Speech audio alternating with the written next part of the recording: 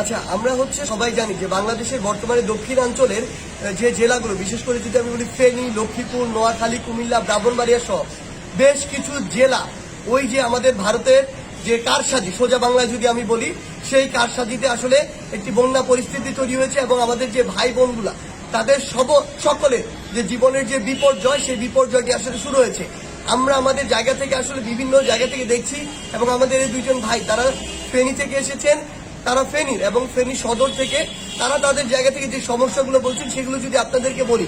এই মুহূর্তে তাদের মূল কনসার্ন আসলে এই ত্রাণগুলো নয়। তাদের মূল কনসার্ন আসলে কিভাবে আমাদের ভাই বোনদের বা ওই এলাকার মানুষদের জীবন বাঁচানো যায়। তাদের কথা জীবন বাঁচলে পরে ত্রাণ নিয়ে বেঁচে থাকা যাবে, সমস্যা নেই, কিন্তু আগে জীবন বাঁচতে হবে। এই যে পানির ঢেউ, এটার সাথে তো একজন মানুষের ফাইট করার কোনো অ্যাবিলিটি নেই। তারা তাদের জায়গা থেকে বলছে যে তারা তাদের বাড়িতে ছিল, বিছানার উপর ছিল, শেষ পর্যায়ে ছাদের উপরে পর্যন্ত গিয়েছে, কিন্তু পানিটা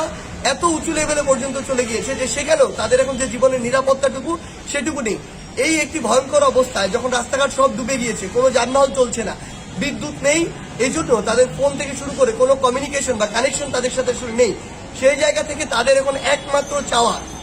এটি শুধু ফেনী সদর নয়, যেই জায়গাগুলো এই বন্যায় অধিক পরিমাণে আক্রান্ত হয়েছে সেই প্রত্যেকটি জায়গায় গ্রামে গ্রামে গিয়ে, যেহেতু এখন পানি রয়েছে, সেই জায়গায় সেনাবাহিনী হোক, নৌবাহিনী হোক, বিমান বাহিনী হোক, কিংবা কোস্টগার্ড আনসার যাদের পক্ষ থেকে হোক না কেন, তারা চাচ্ছে বোটগুলো নিয়ে গিয়ে যেন আমাদের ওই ভাই বোনগুলো যারা আটকা পড়ে গিয়েছে তাদেরকে যে কোনো উপায়ে নিয়ে এসে আশ্রয় কেন্দ্রে রাখা হয়। তাদের এই একটি দাবি, তাদের কথা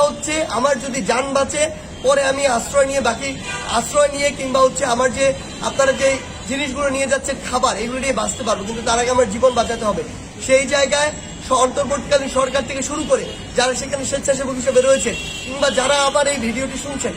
আপনাদের কাছে একটিই রিকোয়েস্ট, আপনারা যে কোনো উপায়ে বোট কিংবা অন্য যে কোনো মাধ্যমে হোক আমার ওই যে ভাই বোনরা আটকা পড়েছে তাদেরকে সেখান থেকে উদ্ধারের ব্যবস্থা করুন, একটি আশ্রয়স্থলে নিয়ে আসুন। এরপরে অন্যান্য যা ব্যবস্থা নেওয়ার আমরা সেগুলো নিতে পারবো।